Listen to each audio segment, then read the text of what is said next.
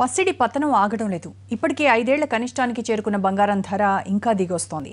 10 గ్రాముల స్వచ్ఛమైన బంగారం 25,000 మార్క్ దిగువకు వచ్చేసింది. ఇక ఆర్నమెంటల్ గోల్డ్ 24,000 కన్నా దిగువనే తిరుగుతూ కొనాలనుకునే వాళ్ళను ఊరిస్తోంది.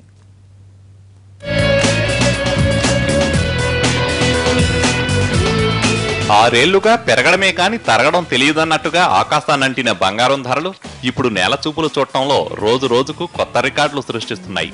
ఇవాళ 10 గ్రాముల బంగారం ధర మరింతగా తగ్గి 25,000 రూపాయల దిగువకు చేరుకుంది. ప్యూర్ ఆర్నమెంట్ గోల్డ్ 250 రూపాయలు తగ్గింది.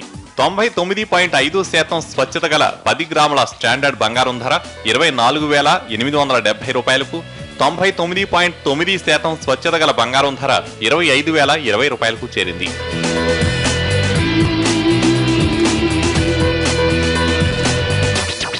పది గ్రాముల బంగారం ధర వారం రోజుల్లో ఏకంగా 1,800 రూపాయల దాకా తగ్గింది.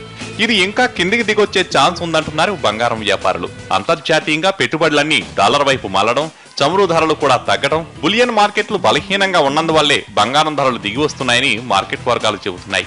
బంగారం సెంటిమెంట్ ని కొనసాగిస్తూ ఇవాళ వెండి ధర కూడా కేజీకి 175 రూపాయలు తగ్గి 34,550 రూపాయలకు చేరింది.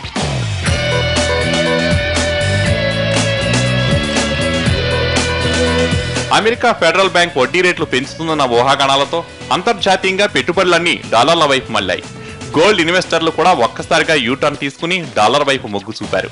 బంగారం ధరలు తగ్గడానికి ఇదే ప్రధాన కారణమంటున్నారు ట్రేడర్లు. మరోవైపు పసిడిపై భారత్తో సమానంగా మోజు ఉన్న చైనా ఒక్కసారే 33 లక్షల లాట్ల బంగారాన్ని విక్రయించడంతో బంగారం ధరలో ఒకే రోజు భారీగా క్షీణత నమోదైంది.